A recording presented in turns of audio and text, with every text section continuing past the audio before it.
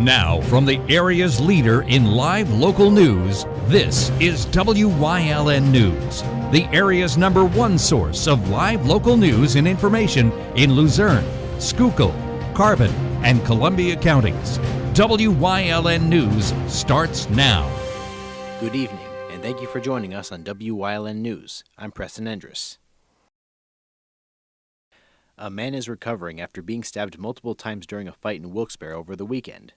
Police say it happened early Saturday morning just before 7 a.m. on South Main Street in Wilkes-Barre. Investigators say the 35-year-old victim had just left a business in the 300 block when he saw an acquaintance being attacked by 3 men. When he stepped in to help, one of the suspects stabbed him several times in the torso. Despite his injuries, police say the man managed to make it back home. A family member later took him to the hospital, where doctors treated him for non-life-threatening wounds. So far, no arrests have been made. Police are continuing to investigate. Please contact Wilkes-Barre City Police if you have any information. A Schuylkill County man will spend the rest of his life in prison for killing his son. 68-year-old John F. Gustites of East Union Township was sentenced Monday to 20 to 40 years in a state correctional facility. The punishment comes nearly a year after his arrest in the shooting death of his 42-year-old son John A. Gustites.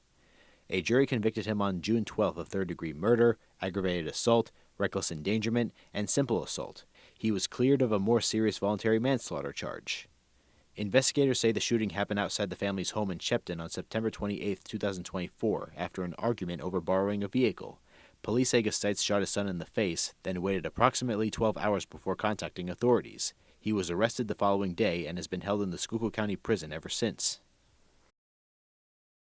A former Wyoming area school district teacher has been sentenced after pleading guilty in June to giving drugs to students.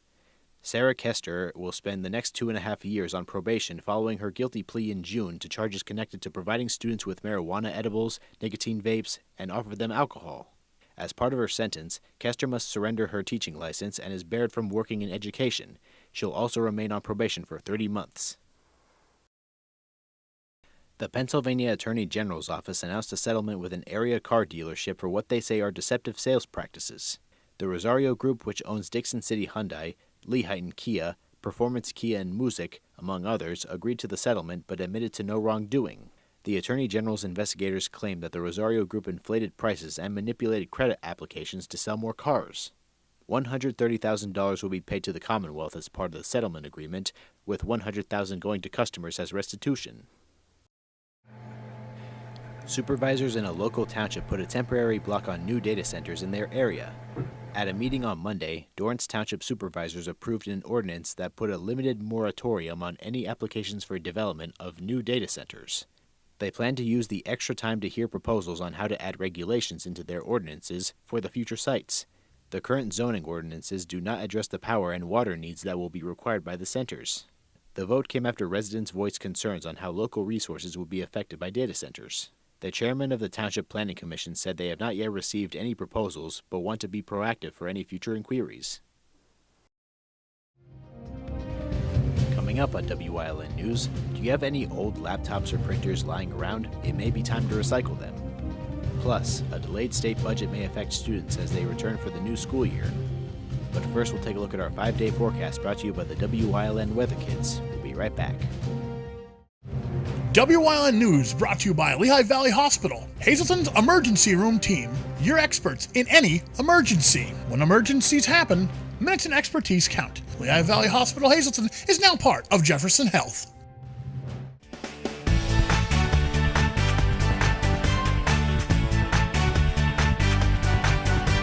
My name is Andy, and tomorrow is going to be partly cloudy.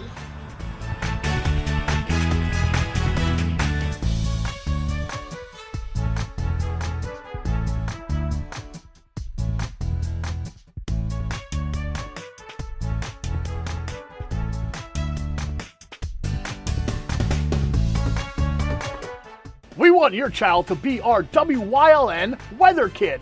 Your child can be our feature weather reporter of the day on WYLN News and WYLN social media posts, just by using your smartphone or any video recording device. It's easy. All ages are welcome, from toddlers to teens. To find out how, go to the weather section of WYLNTV.com or look for our post about it on the WYLN News Facebook page. Submit your Weather Kid video today.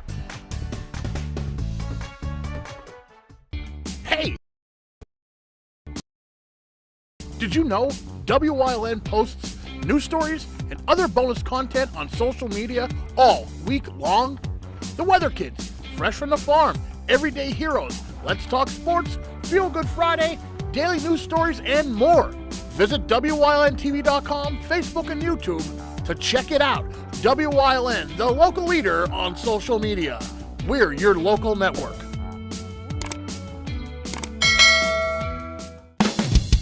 PPW Nation, get ready for the best of PPW Season 2. Join Paul Bowe, E. Julius Kuiper, Alexander Bravado, Tom Mitchell, and Alex Watt as we take you down memory lane and relive some of the best PPW matches of all time. Saturdays at 5 p.m., Sundays at 10 p.m., only on WYLN. WYLN TV 35 is expanding and is on the hunt for a dynamic salesperson to join our vibrant team. If you've got the passion and the drive, we want to hear from you. Send your resume to the email displayed on your screen. Don't miss this great opportunity. Come shoot at Whitetail Preserve, 118 Boulevard Road in Bloomsburg. Their skeet, trap, and sporting clay fields are professionally designed, and all stations are handicap accessible. Whitetail Preserve has resident shooting instructors certified by the NRA in shotgun, rifle, pistol, home safety, and personal protection in the home. Whitetail can also cater any size event, whether it be a private party, corporate event, or wedding. Call 570-384-2314 or 570-790-8969. WYLN programming is online all the time. Visit our website at WYLNTV.com to check out archive shows and a live stream of our broadcasts. And don't forget to visit all of our social media pages for breaking news, weather, and sports. You can also head directly to our YouTube page for all our programming at youtube.com/WYLNTV35. Subscribe and ring that bell so you get notified every time there's a new show available online. Welcome back to WYLN News.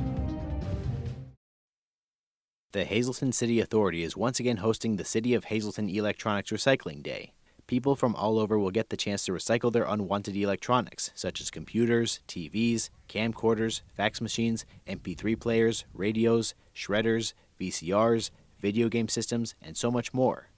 Cell phones must have batteries removed, copiers cannot be floor models, TVs that are under 40 inches, only one allowed per car, and $20 extra, while TVs over 40 inches and floor models are $30. The TVs and monitors are required to be provided in one piece and intact. Event attendance is $20 per car for Hazleton residents and $40 per car for non-Hazleton residents. Valid ID is required for Pennsylvania residency proof, and cash payments accepted only.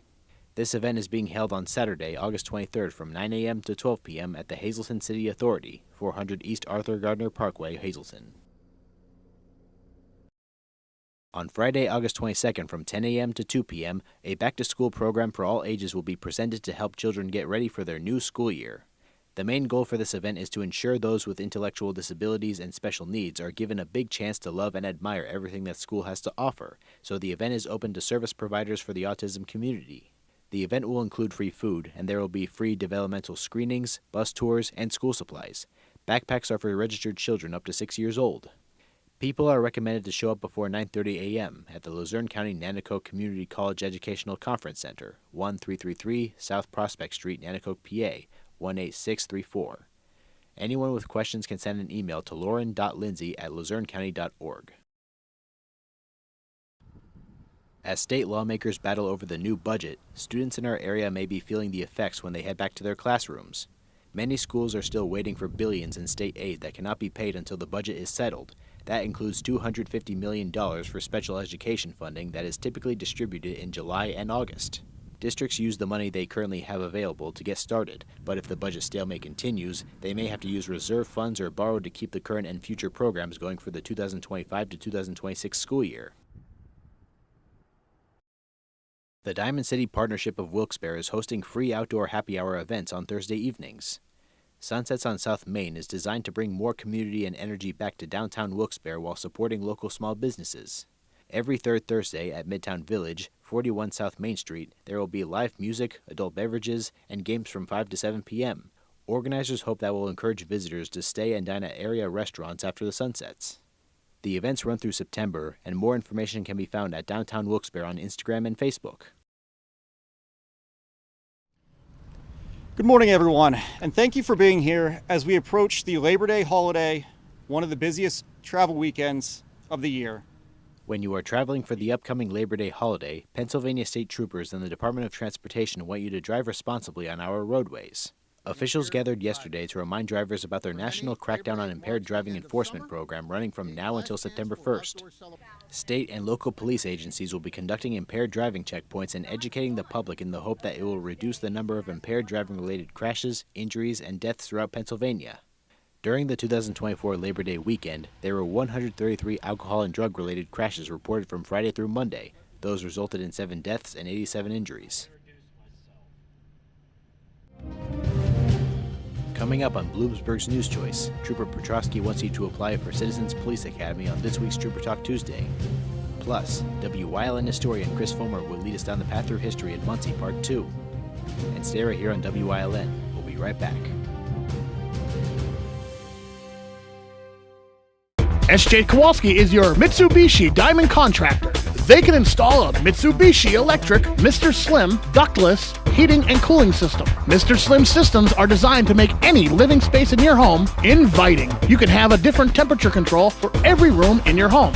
The money-saving technology can save you 25 to 50% on your heating bill. For Mitsubishi, Renai, and trained comfort specialists, call SJ Kowalski at 570-455-2600. Are you looking for a trustworthy publishing company to publish your book? One that understands the process and upholds Christian values in its business practices? Introducing Covenant Books, an author-friendly publisher who shares your beliefs and wants to publish your story. Call us today to get a free author packet to help get you started. We realize your book is unique, personal, and written with a higher purpose. That's the content we're looking for. We provide authors freedom and flexibility throughout the publishing process with professional book editing, award-winning design, and some of the highest royalty structures in the industry. Covenant distributes and sells your book online and in bookstores everywhere. We convert your book in ebook format and sell it on Amazon, Apple iTunes, and to these distributors. Our authors love us. So if you've written a biography, a devotional, a memoir, self-help, or any genre, we can help. Be like these authors and get your book published and sold today. Call right now for your free writer's guide. 1-800-215-3680. This week on Let's Talk Chiropractic, Kayla Pupko is going to tell her story of how chiropractic allows her to make your face look more beautiful.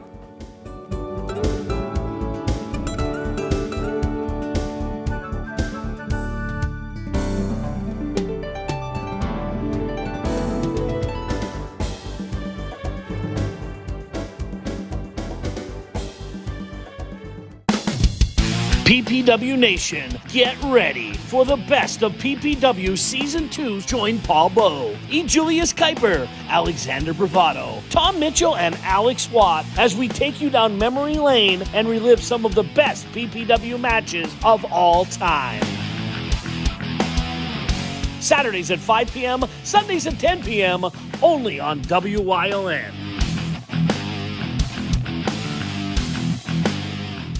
Do you like craft beer? Do you want to learn the right way to sample wine? How about checking out a restaurant with a unique flavor or a crazy food challenge? These are just some of the things we are featuring on Wine, Hops, and Road Stops. So, spend some time learning about great wine, great beer, and great food on WYLN TV 35.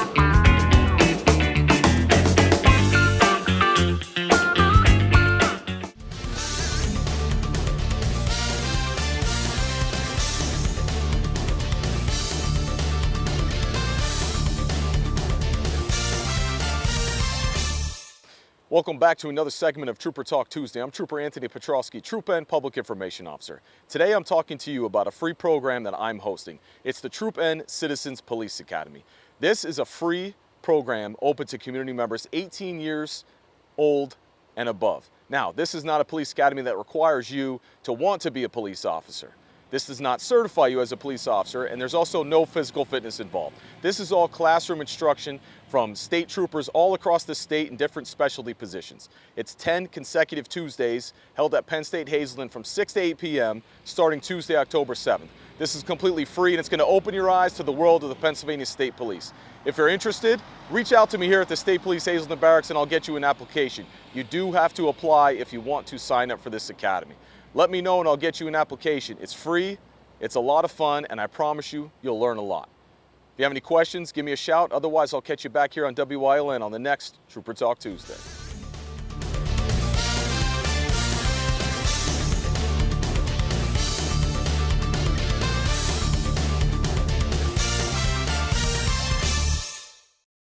Come shoot at Whitetail Preserve, 118 Boulevard Road in Bloomsburg. Their skeet, trap, and sporting clay fields are professionally designed, and all stations are handicap accessible. Whitetail Preserve has resident shooting instructors certified by the NRA in shotgun, rifle, pistol, home safety, and personal protection in the home. Whitetail can also cater any size event, whether it be a private party, corporate event, or wedding. Call 570-384-2314 or 570-790-8969. Something is out there. What it is, no one knows. However, since its first sighting, there have been numerous reports of strange lights in the night sky. Some say they are extraterrestrials, flying saucers. But to all of those seemingly unrelated uncertainties, there is one common thread. Watch Solo Spaceman on WYLN Thursdays at 1:30, Saturdays at 7, and Sundays at 4:30. Are you sitting at home living in pain? Maybe it's in your hands, maybe your back or your hips. The good news is you don't need to live in pain. Why? Because there is Omega XL, a one-of-a-kind, natural, powerful joint relief supplement created from the green lip mussels of New Zealand. Drug-free, non-habit forming. It's small, easy to swallow, and it's backed by more than 40 years of clinical research. As I was getting older, my joints started to feel that wear and tear. But then I tried Omega XL and it changed my life. If you're experiencing daily aches and pains due to aging and overuse, try Omega XL and see the difference it can make in your life. Buy one, get two free. 2 bottles of Omega XL plus Vitamin XL D3, a value of more than $85. Call today and you pay only $39.95. Plus, you have nothing to lose because it's backed by our 60-day money-back guarantee. Call now.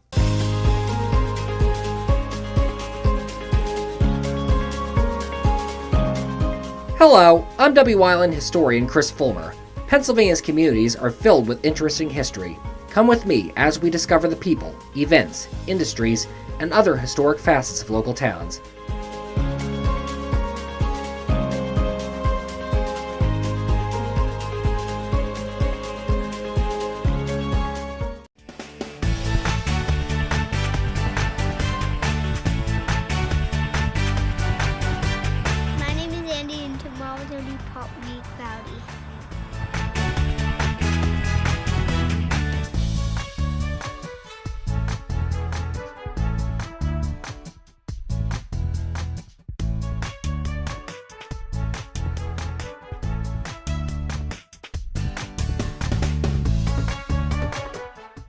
A Path Through History is sponsored by the Old Jail Museum, 128 West Broad Street in Jim Thorpe.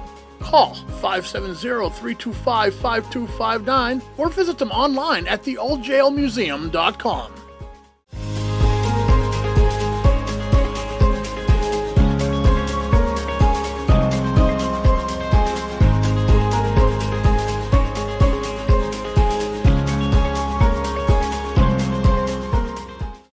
Today, we tend to see the Civil War in stark terms of North versus South, but there were strong divides between each basic side. Many Northerners worried that freed African Americans would swarm north and take their jobs, while many Southerners saw secession as madness. And tension between those different camps and towns across the country would often be high in the years prior to the war. And emotions would blow over in Muncie in April 1842, when Enos Hawley, a local Quaker with strong abolitionist leanings, brought a speaker to town to rail against the institution of slavery. The speaker's name has now been lost to history, but he was not given a warm welcome by the rest of Muncie. The schoolhouse in which the speech took place was pelted mercilessly with rocks and other items by a mob of 18 men. Injured in the attack, Hawley and his guests fled to the former's house at the corner of Main and High Streets. The mob followed, hurling eggs and other items at the house, and continued to pelt Hawley's residence until the police finally arrived at midnight and arrested them. The mob was put on trial in September 1842, and 13 of the 18 defendants were convicted. Governor David Porter, however, pardoned them, believing the speaker was truly at fault in the matter. It is believed that pro-slavery interests pressured Porter into making this decision, which his opponents would seize on and mock him for the rest of his term as Previous Pardon Porter. In the interregnum between the riot and the Civil War, railroads would begin to supplant canals as the preferred method of transportation in the United States. Muncie's Railroad Station would be built in 1855 on West Penn Street and would serve the Philadelphia and Reading and the Philadelphia and Erie Railroads. The Philadelphia and Reading would have a junction near Muncie Farms with the smaller Williamsport and North Branch Railroad. The train station would be the site of numerous mishaps over the years. In 1871, 2 Philadelphia and Erie freight trains collided in front of the station. In 1883, a tornado blew the station down, although it would be rebuilt. And on March 2, 1912, the Philadelphia and Reading's engine number 58 was passing through in its journey from Williamsport to Philadelphia when the engine abruptly exploded in front of the station. 4 crew members, 3 of whom were from Tamaqua, were killed. The station was badly damaged by debris, and the adjacent Muncie Manufacturing Company was set on fire by the blast. It would later be determined that the locomotive's in-sprayers had become clogged, blocking off water to the boiler and triggering the explosion. As the Civil War started raging, one Muncie woman found herself in the thick of it. Anna Ellis had been born in the community in 1824, the granddaughter of Samuel Morris, who had served with George Washington's bodyguards during the Revolution. She married William Holstein in 1848, and when he was mustered into the 17th Pennsylvania Militia upon the outbreak of hostilities between the North and South, she joined him with hospital duty for the unit. She would treat wounded men at hospitals near Sharpsburg, Falmouth, and Port Royal, among others, as the war progressed. After the Battle of Gettysburg, Anna would be assigned to Camp Letterman near the battlefield, where she was appointed matron-in-chief. Nearly 20,000 wounded Union and Confederate troops would be treated at the camp during its run, with Anna usually present to help those in need. She and William would additionally have the privilege of getting to sit near Abraham Lincoln when he delivered the Gettysburg Address. She would write about her wartime experiences after the conflict in a pamphlet titled 3 Years in Field Hospitals of the Army of the Potomac. Preservation would become Anna's main concern after the war. She would spearhead efforts to preserve Mount Vernon, and in honor of her grandfather's service to this country, led efforts to keep Valley Forge intact as the first regent of the Valley Forge chapter of the Daughters of the American Revolution. She would be successful in the end, as Pennsylvania designated Valley Forge as its first state park in 1893. Anna Holstein died in 1900. In her honor, a prayer desk was installed in Valley Forge's Washington National Chapel in 1916. Education had always been a driving force in Muncie from its early days. This included education for women in the form of the Muncie Female Seminary, which was chartered in 1840. 25 young women comprised the original class, which were taught at first by Miss Gamella Lyons. Originally located at Main and High Streets, it would relocate to Main and Pepper Streets. The school took in attendees from as far away as Baltimore and New York City, and taught attendees 4 languages, arts, and sciences. The school struggled at first, but received a boost when it was taken over by the Reverend William and Mrs. Susan Lamont Life in 1857. Perhaps the most famous person to be affiliated with the school was Rose Elizabeth Libby Cleveland, younger sister of Grover Cleveland, who arrived in 1869 to teach Greek and Latin. She had taught in Muncie for 10 years, and then in 1885 became de facto First Lady of the United States following her then unmarried brother's election as president. Libby served in this capacity for 15 months until Grover's marriage to Frances Folsom. The Muncie Female Seminary was eventually moved by Reverend Mrs. Life to Rye, New York, where it is still in operation today as the Rye Country Day School. Another institution subsequently moved in to replace the Muncie Female Seminary in the community. The Lycoming Normal School had been founded at Montoursville in 1870 by Thomas Gann. It had grown so quickly that a new school building was soon needed, and thus one was built in Muncie in 1873. A normal school, derived from the French École Normale, or standard school, primarily trained would-be teachers, which in those days was often women. The Muncie Normal School would go on to add other curriculums, notably college preparation and business courses. The school continued to grow, and soon another building was needed. One was thus built in 1908 directly across Main Street in the former Lycoming Mutual Fire Insurance Building. In 1927, the institution became a satellite campus of what was then Mansfield State College. The normal school building was used for local Graydon High School until 1932, when a new Muncie High School was built.